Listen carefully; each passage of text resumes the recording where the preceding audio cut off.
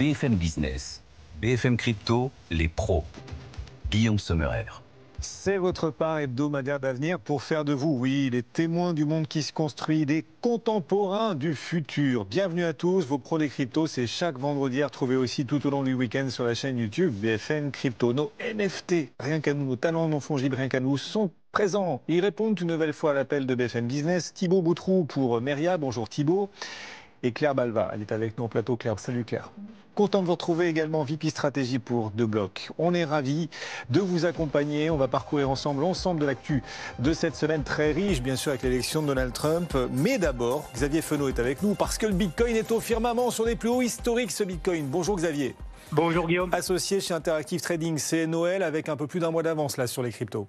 Ah bah oui, vous l'avez dit, hein, les crypto-enthousiastes ont salué l'élection de Trump, qui est plus souple que l'administration Biden avant lui côté régulation, plus favorable à l'innovation, envisage des réserves stratégiques en Bitcoin.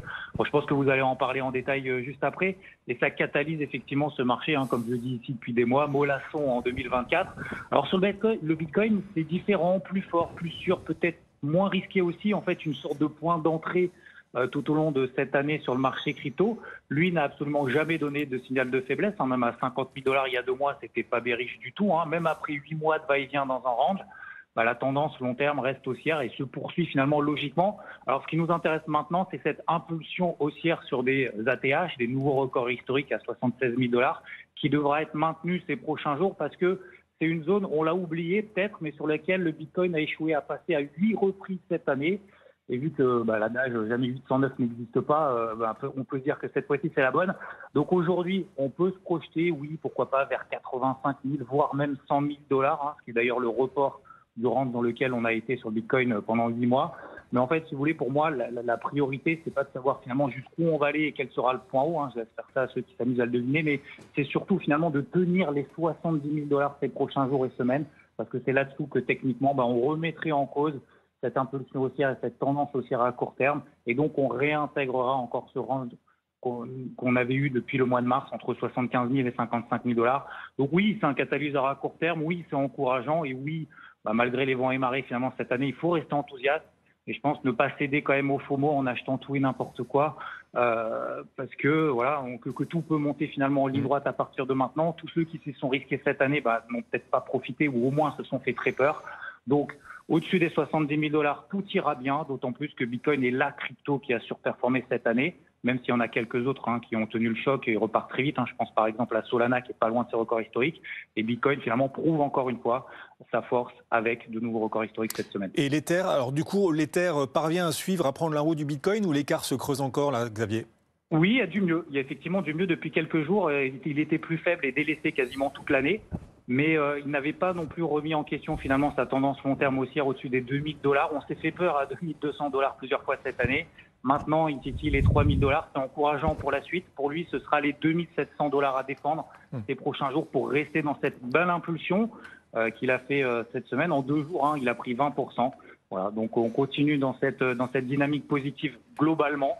Et je termine en disant bravo à ceux qui n'ont pas lâché quand même en cette année 2024 et ont persévéré.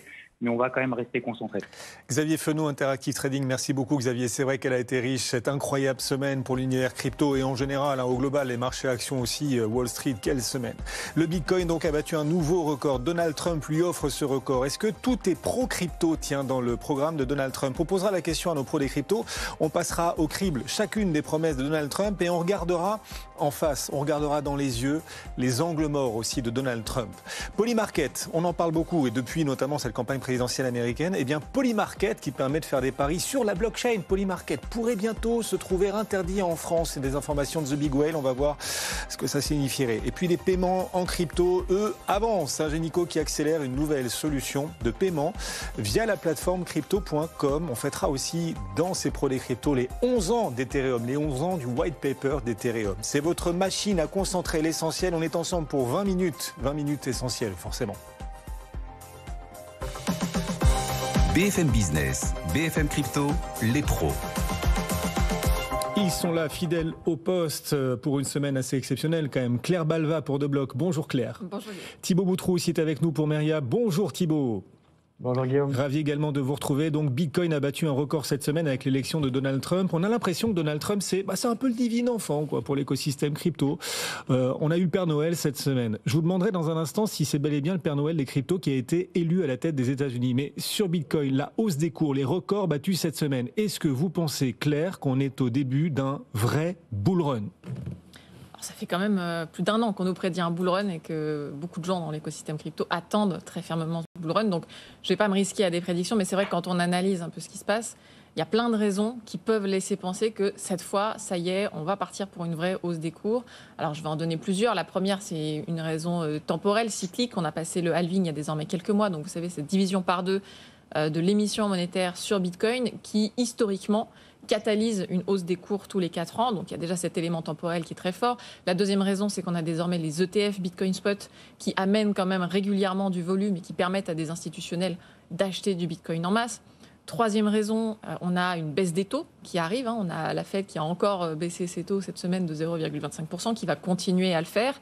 Et quand on a une baisse des taux directeurs, souvent on a des investisseurs qui arrêtent de laisser leur argent auprès des banques centrales et qui se mettent à investir de nouveau dans des actifs risqués, notamment Bitcoin. Et donc, quand on analyse un peu toutes ces raisons, voilà, on voit que maintenant, avec en plus l'élection de Donald Trump qui est plus pro-crypto que l'administration Biden, ça fait tout un ensemble d'indices qui laissent penser qu'il n'y a plus grand-chose pour freiner le cours de Bitcoin. Oui, c'est le patron de Coinbase qui s'est exprimé cette semaine. Il a estimé que l'élection de Donald Trump était une énorme victoire pour les cryptos. S'il n'y a pas de bull run maintenant, Thibaut, il n'y en aura jamais ? Il ne faut pas être pessimiste. En réalité, on dit à chaque fois que chaque cycle est différent et que chaque bull run est aussi différent avec son lot de spécificités. C'est vrai que là, on a quand même un cycle qui est très particulier avec un Bitcoin qui a réagi très tôt, avec un ATH avant le halving, avec les institutionnels qui sont des nouveaux joueurs dans la partie. Dans le dernier cycle, on parlait de l'arrivée des institutionnels. Là, ça y est, ils sont là et ils apportent une nouvelle variable à cette équation complexe de prédiction sur les marchés. On a aussi un petit peu de mal à embarquer le grand public avec un manque d'une narrative. En 2017, on a eu les ICO, en 2020-2021, on a eu les NFT, puis la DeFi. Donc on arrivait à embarquer du grand public. Là, le grand public peinait un petit peu à venir. On avait des sommets historiques en début d'année et le retail qui était pas là du tout. Et cette semaine, elle m'a quand même pas mal rassuré parce que, avec tout l'engouement qu'il y a eu, on a vu, et j'ai pu le voir de manière hyper factuelle avec les chiffres qu'on a constatés nous sur la plateforme, on est sur un facteur de x5 en termes d'augmentation par rapport aux semaines précédentes sur le nombre de connexions, sur le nombre de dépôts, d'investissement des gens. Donc, on a les étincelles qui sont là, on n'est pas loin de pouvoir faire un feu. Il faut continuer notre boulot d'évangélisation, mais je pense qu'on a passé le plus dur. Oui, et gardez aussi la tête froide, Xavier Fenot a insisté beaucoup dessus. On va passer un pacte, Thibaut et Claire, on va regarder aussi en face les angles morts de Donald Trump. Voilà, ce qui manque à son programme peut-être encore quand même pour l'écosystème crypto. Mais on va aussi bien sûr regarder ses promesses, parce qu'il a fait des promesses pour l'écosystème au cœur de sa campagne. C'est l'objet de la question crypto qui claque. Chaque semaine, on vous pose cette question. Claire, Thibaut, vous tous, la communauté crypto, cette question peut-être un peu gênante, toujours une question fracassante en tout cas. La question de la semaine, elle a trait à cette élection de Donald Trump. Parmi ces 4 promesses de Donald Trump, laquelle parviendra-t-il le plus facilement à réaliser d'après vous ? Créer un stock stratégique de Bitcoin aux États-Unis, une des promesses de Donald Trump. Attirer plus de mineurs aux États-Unis, autre idée de Donald Trump pendant la campagne. Il a aussi promis il y a quelques mois de libérer le fondateur de Silk Road qui est en prison à perpétuité. Il a promis de le libérer pendant la campagne. Ou sortir, virer, pour dire les choses concrètement, Gary Gensler, le patron de la SEC. Voilà 4 engagements de Donald Trump ces derniers mois. Lequel parviendra-t-il le plus facilement à tenir ? Cette question sur notre fil X BFM Crypto. N'hésitez pas à participer et à nous laisser vos arguments en commentaire. Je vous laisse Thibaut, Claire, un tout petit instant pour bien réfléchir. Ces 4 grandes promesses de Donald Trump, laquelle sera la plus facilement réalisée ? Claire ? Je dirais la réserve stratégique en Bitcoin. La réserve stratégique de Bitcoin pour vous. Pour vous, Thibaut ? Pour moi, le licenciement de Gary Gensler qui serait arrivé, que ce soit Kamala Harris ou Donald Trump, donc je pense que c'est la plus facile à tenir.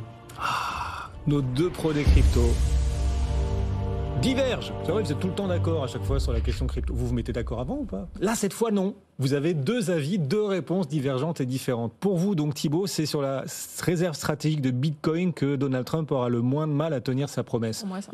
Non, c'est vous, Claire, ça, oui, pardon. Et pour Thibaut, c'est Gary Gensler. réserve stratégique de Bitcoin, pourquoi faire? Et effectivement, comment ça va se passer? S'il parvient à la mettre en place, ça marcherait comment? Alors Donald Trump, ce qu'il a simplement dit, c'est qu'il fallait arrêter de vendre les bitcoins qui étaient saisis lors d'un certain nombre d'enquêtes. Par exemple, les États-Unis peuvent saisir des bitcoins lorsqu'ils analysent qu'il y a des activités illégales en cours. Et jusqu'ici, on pouvait avoir une vente de ces bitcoins de la part des autorités américaines. Et ce que dit Donald Trump, c'est finalement non, on a tout intérêt à garder ces bitcoins, à en faire une réserve stratégique. Et je pense que c'est une excellente décision parce que s'il y a ne serait-ce que quelques pourcentages de chances que bitcoin devienne demain une monnaie mondiale largement utilisée dans le commerce international, c'est très précieux pour un pays comme les États-Unis d'avoir cette réserve stratégique de bitcoin. Et donc, c'est un choix stratégique hyper intéressant. Alors, il y a d'autres politiciens américains qui sont encore plus enthousiastes sur ce sujet et qui recommandent même, c'est le cas de Cynthia Lummis, la sénatrice, de faire du DCA, c'est-à-dire qu'elle voudrait que les États-Unis achètent régulièrement du bitcoin, un peu comme ce que fait le Salvador, par exemple. Et elle a un objectif à 200 000 bitcoins par an, carrément. Donc, réserve stratégique, ça veut un peu tout et rien dire. Ça peut vouloir dire simplement ne pas vendre les bitcoins qu'on saisit. Ça peut aussi vouloir dire aller plus loin et acheter proactivement des bitcoins. Mais ce serait un gros moteur supplémentaire pour le bitcoin à l'échelle américaine ou c'est surtout symbolique, quoi? Enfin, je vais vous dire très franchement, je croirais vraiment dans la foi des Américains dans le bitcoin le jour où la Fed, la Réserve fédérale américaine elle-même en achètera pour le coup. Bien sûr. Alors, à court terme, ça serait clairement symbolique. Mais pour moi, c'est un signal symbolique très fort pour la communauté crypto. C'est pas très difficile à faire, en fait. Si on s'arrête juste de vendre les bitcoins qu'on saisit, franchement, c'est pas très compliqué. Il y a juste des moyens de conservation à mettre en place. Et il y a très peu de risques, finalement, qui seraient pris par Donald Trump et par son administration en faisant cette politique-là. C'est pour ça que moi, je crois plus à cette réserve stratégique. Ouais, et de votre côté, Thibault, vous pensez que la promesse de Donald Trump, promesse de campagne qu'il réalisera le plus facilement, c'est de sortir Gary Gensler, le patron de la SEC. Il a promis effectivement le démettre de ses fonctions. On a une idée de qui pourrait le remplacer et pourquoi est-ce que vous pensez que ce sera si facile que ça?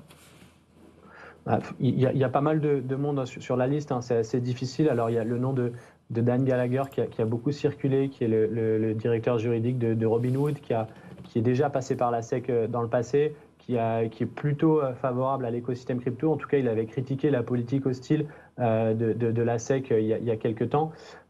Pour moi, Gary Gensler, que ce soit d'un côté ou de l'autre, il faisait plus trop l'unanimité dans les deux camps. Donc, à un moment donné, sa position, elle devenait assez difficile à tenir. Il s'était engagé assez fermement à le faire.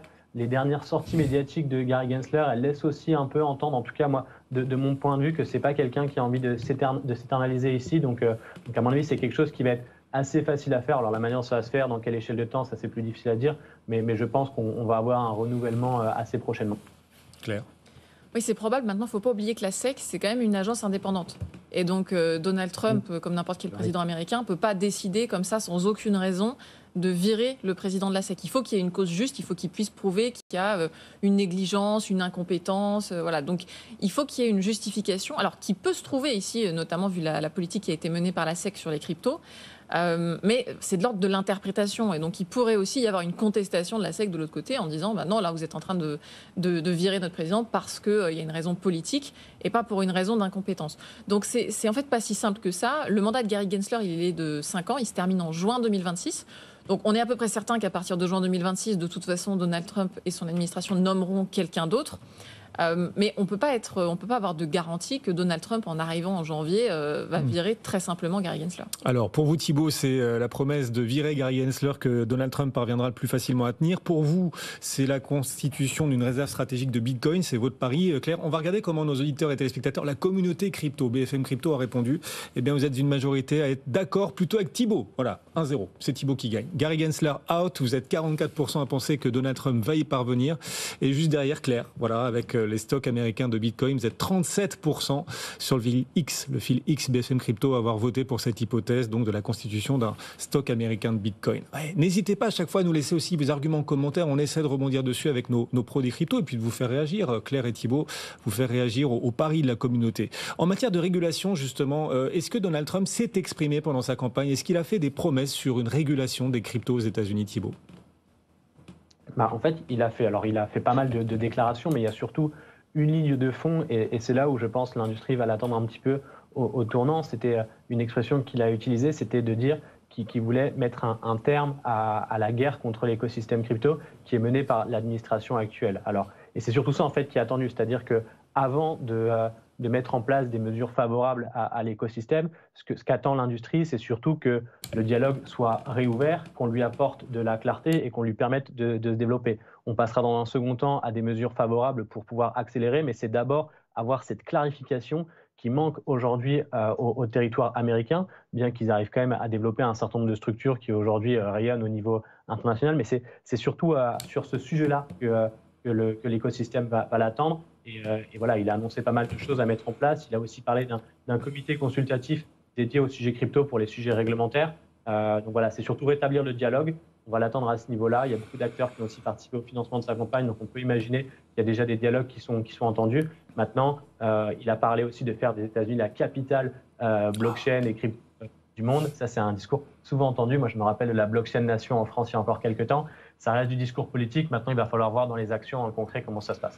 On continue d'essayer de mesurer si le marché crypto a raison de s'enflammer, de s'emballer et de battre des records alors que Donald Trump a été élu. Est-ce que le programme de Donald Trump justifie les records des cryptos, notamment du Bitcoin? On continue d'ausculter les choses. On continue de dérouler le programme crypto de Donald Trump. Et attendez un instant, là, Claire et Thibault. Notre réalisateur Chris en régie veut aussi réagir. Chris.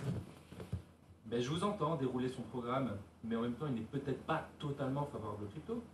Certes, il fait monter les taux, le dollar. C'est bon ça pour Bitcoin ? Bitcoin, Chris. Non, mais il a raison. Là, il y a un angle mort. Pour le coup, Donald Trump, il y a des promesses.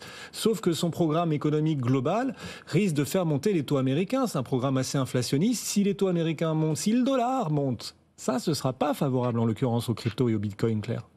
Non, bien sûr. Mais là, de toute façon, on est en train de parler des promesses de Donald Trump. On n'est pas en train de parler des réalisations de Donald Trump. Et là, on sort d'une campagne électorale où chaque candidat a fait un certain nombre de promesses, des promesses parfois contradictoires d'ailleurs. Donc on attend vraiment de voir quelles promesses vont se réaliser. Je pense qu'il y a un enthousiasme parce que certains ont peut-être plus cru aux promesses de Donald Trump ou alors elles allaient encore plus loin que les promesses de Kamala Harris. Mais on est bien d'accord que tout dans le programme de Donald Trump n'est pas libéral, n'est pas favorable aux cryptos, etc. Oui. Chris, t'interviens quand tu veux. Tu le sais, chaque semaine dans les pros des cryptos, c'est ta libre antenne. À chaque fois, fais-toi plaisir. Il se prive pas, c'est pas la peine que je lui dise. Mais enfin, ouais. D'ailleurs, pour rebondir sur la question de Chris et essayer toujours de débusquer quand même ces angles morts dans le programme de Donald Trump, Thibault, il s'est exprimé sur les monnaies numériques de banque centrale aussi pendant la campagne et il a clairement partager sa position. Sa position, c'est non à un dollar numérique. Pardon, mais ça aussi, ce ne sera pas très favorable aux cryptos parce que tous les experts crypto nous disent le jour où il y aura un avènement des monnaies numériques de banque centrale, les gens voudront se réfugier dans les cryptos. Lui, il est contre. Ça veut dire que les gens n'auront pas besoin de se réfugier dans les cryptos, en l'occurrence, Thibault. Ouais, là, le sujet, il est un petit peu plus subtil que ça. Alors, je ne sais pas si c'est calculé ou pas, mais parce que pour moi, les monnaies numériques de banque centrale ne sont pas du tout à mettre dans le même panier que les cryptos. Et en prenant la décision de s'opposer aux monnaies numériques de banque centrale, c'est un petit peu comme s'il disait j'ai compris que le camp crypto était contre ces MNBC, mais je vais me positionner aussi contre les MNBC et pour leur montrer aussi que j'ai bien compris, même si ça paraît un peu contre-intuitif parce que quand on parle des MNBC, le grand public en vitrine entend blockchain, entend crypto et on peut avoir l'impression que c'est une mesure qui va à l'encontre, mais j'ai l'impression en tout cas que si c'est fait volontairement, c'est plutôt habile envers l'écosystème de se positionner de cette manière-là. Et au-delà de ça, pour le coup, ça s'inscrit aussi dans un autre combat qui était le sien autour de la liberté fondamentale, autour de la défense de la vie privée. Il avait critiqué notamment l'arrestation de Pavel Durov quand il s'est fait arrêter en France. Donc ça s'inscrit aussi dans cette lignée-là. Après, c'est pareil globalement. Est-ce que les MNBC contribueront au développement de la crypto? Est-ce que les MNBC vont faire que les gens vont se réfugier dans la crypto? Pour le coup, on a tellement peu de détails sur la forme réelle que vont prendre ces MNBC que c'est assez difficile à dire. Est-ce que le fondateur, ça va être un autre des points à suivre dans les prochaines semaines, les prochains mois? Est-ce que le fondateur de Silk Road sera libéré? Il a été condamné à perpétuité. Il s'appelle Ross Ulbricht et Donald Trump, pendant sa campagne, a promis de le libérer. Il sera très suivi sur cette promesse-là, on imagine, Claire. Il sera bien sûr très suivi. Alors pour ceux qui ne connaissent pas Silk Road, c'était une plateforme de commerce en ligne, dite libre, qui garantissait la vie privée, qui permettait à ses utilisateurs d'être anonymes. Silk Road avait été créé en 2011, avait été très largement utilisé pour du commerce illicite, notamment la vente de drogue. Au bout de 2 ans, son fondateur, donc Ross Ulbricht, avait été arrêté, avait effectivement été condamné à perpétuité avec une peine incompressible de 40 ans pendant laquelle il ne peut pas être libéré. Et cette peine est jugée par une grande partie, on va dire, des personnes qui sont fans de crypto, mais aussi des libéraux, comme étant exagérée. par rapport à ce qui a été commis. Alors, c'est vrai qu'au vu de France, ça nous paraît peut-être beaucoup, une peine de prison à vie. Chez nous, c'est généralement réservé à des choses encore plus graves. Et donc, il y a une espèce d'élan populaire pour essayer de convaincre le président des États-Unis de gracier, ou en tout cas de réduire la peine de Russell Bricht. Il y a même une pétition qui a été signée par 600 000 personnes, ce qui en fait la pétition la plus grande pour essayer de libérer une personne aux États-Unis. Incroyable. Maintenant, il ne faut pas oublier que Donald Trump, il a aussi une position extrêmement dure sur la drogue. Et on le voit d'ailleurs, son élection a généré une baisse très violente des actions de certaines entreprises spécialisées dans le cannabis. Et en bourse, les acteurs des prisons, parce que les opérateurs des prisons sont cotés en bourse aux États-Unis, les acteurs des prisons ont gagné 50% en bourse cette semaine. Tout à fait. Donc on voit bien qu'il est là face à une sorte de contradiction, parce qu'à la fois il veut être très dur sur le sujet de la drogue, et en même temps il a fait cette promesse aux détenteurs de crypto d'aller libérer Russell Bricht. Donc on va voir quelle promesse il va tenir à son élection en janvier. Bon, les pros des cryptos, c'est chaque vendredi, à suivre aussi tout au long du week-end sur la chaîne YouTube BFM Crypto. Je pense qu'on a bien détaillé le programme de Donald Trump, les chances plus ou moins importantes de se réaliser, des différentes promesses. Vous avez l'œil partout d'ailleurs dans cet univers crypto, Thibaut. Quels autres cryptos, parce qu'on a parlé du Bitcoin, quels autres ont également progressé et profité de l'élection de Donald Trump ces derniers jours? Globalement, on a l'ensemble l'ensemble des cryptos qui ont bénéficié de cette semaine. Je crois qu'il y a quasiment 100% du top 100 qui affiche des performances positives sur la semaine. On a quand même quelques actifs qui se détachent, notamment les grands Layer 1 historiques, Ether, Sol, qui continuent encore, ADA, voilà, des acteurs qu'on n'avait pas forcément vu très performants en termes de cours sur cette année, qui ont repris des couleurs. On a aussi l'écosystème DeFi que je trouve qui est intéressant de regarder avec AAV, avec Uni, avec Lido qui ont pris des performances intéressantes cette semaine. Donc voilà, mais globalement, l'ensemble des cryptos ont pris de la valeur. Donc là, ce qu'il faut surtout regarder, c'est quelle catégorie ou en tout cas quelles cryptos vont réussir à installer ça de manière durable, ou est-ce que c'est juste une euphorie éphémère? Après, il ne faut pas être naïf sur l'attachement de Donald Trump aux cryptos. D'abord, cet attachement, il est tardif. Il s'est révélé cet attachement en pleine campagne électorale, comme par hasard. Qui, dans les cryptos, avait le plus financé justement sa campagne? Qui lui a donné le plus d'argent? Et donc, envers qui plutôt? Donald Trump sera-t-il le plus redevable une fois de retour à la Maison-Blanche? Il arrivera à la Maison-Blanche en janvier. Alors, la personne la plus connue là-dedans, c'est évidemment Elon Musk, même si c'est pas un acteur de la crypto, c'est quand même quelqu'un qui est ouvertement pro-crypto et puis qui avait fait un certain nombre de tweets sur Bitcoin, sur Dogecoin, etc. Donc, Donald Trump est évidemment très, très redevable envers Elon Musk.